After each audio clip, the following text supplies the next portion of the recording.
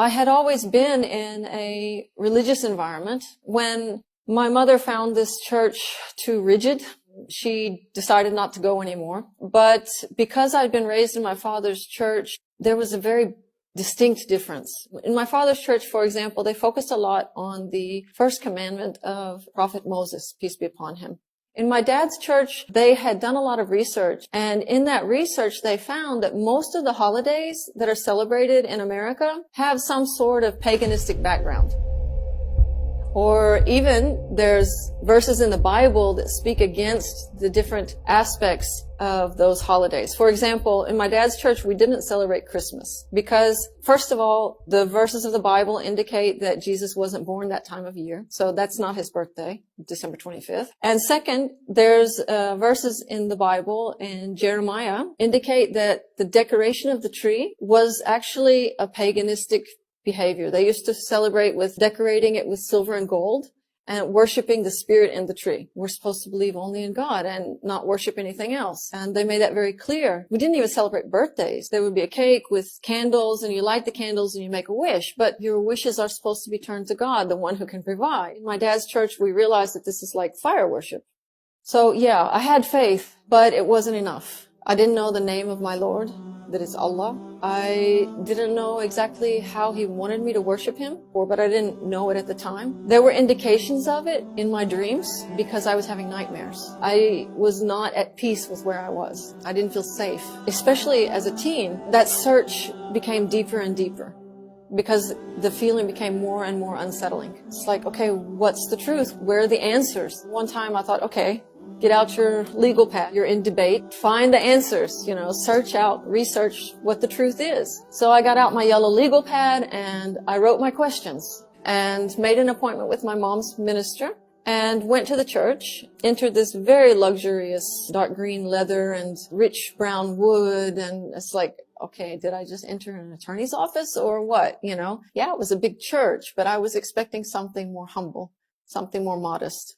Anyway, so I sat down in the big leather chair right in front of his massive wooden desk. And so I started asking my questions. I said, I've had this experience in my father's church and I'm seeing this in your church. So why the differences? You're using the same book. You both say you're Christians. So why the difference? Why do you celebrate Christmas? Why do you eat pork? He gave me some answers, but where he got his answers, I couldn't determine. Was it his own thoughts? Was it the church organization's thoughts or, something he had learned in theology school? Whatever his answers were, they were insufficient because he didn't open up the book, the Bible, and say, here's the answer. It left me very unsettled. So I let him finish. I left the meeting rather disappointed. And so I stopped going to church and tried to fill my life with other things. Like I said, I was on sports teams and I was studying anyway, and I was interested in, art, drawing and poetry and stuff like that, but it wasn't working. I was still feeling empty. I was still feeling lost. I was still feeling fear.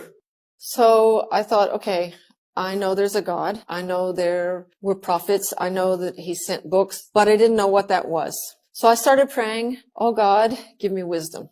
I wanted guidance. I wanted to know what the truth was and how to apply it. So I thought, okay, I need to find somewhere to enrich my soul because on my own, it's not enough. Yes, prayer, supplication, morning and night. Oh, God, give me wisdom was something, but it wasn't enough. I had gone to the church that my mom had chosen, the Baptist church in the town, which was half an hour away from where I went to university. So I went there and I found people inspired by the love of God, especially their appreciation for Jesus was evident. And, their care for one another, their smiling faces, their kind words, their helpful nature. This was all very appealing. And so I thought, okay, let me give that church a try. And so I started going on Sundays to this church, which was on the other side of town. It was a huge church. One of the things I liked about it was that there were no images in the church. But after going a few times, I began to realize, again, this is not what I'm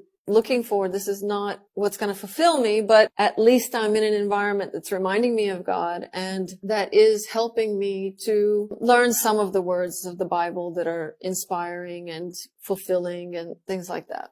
Time went on and my prayer was continuing. Turns out God was going to send me some help. I had a mutual friend at the university I was going to who had also been going to the student center on campus, and his name was Rome. Rome had a friend, interestingly, was different. He was Turkish and a Muslim, but he decided to come to the church to see what it was like. I knew for sure that Rome was trying to help him become a Christian. What this person's intentions were in coming to the church, I wasn't sure. But when I met him, I was intrigued by something that he did. And that was, we went on a canoe trip, a youth activity for the church. We went on a canoe trip. When we stopped for lunch, he asked which one of the meals didn't have any pork in them. And I thought, oh, that's interesting, because I still was not eating pork out of my beliefs that I had learned from my father's church. And so I thought, wow, that's interesting. Why is he not eating pork? And he said something about, like, it's part of my religion. And I thought, okay, that's interesting. This person turned out to be very helpful in my search, an instrument that God was using to help me. When I encountered this person in 1991, and he started bringing me little brochures from the mosque about the basics of Islam. Interestingly, I found a lot of similarity in these things with the things that I'd learned in my father's church. He brought me another brochure. This one was about a book named the Quran. And this book was only God's words. The words were only His. With the Bible, it's unclear who the authors of the chapters are, whose words are written there, whereas the Quran, the whole thing, is God's words. And I found that very profound.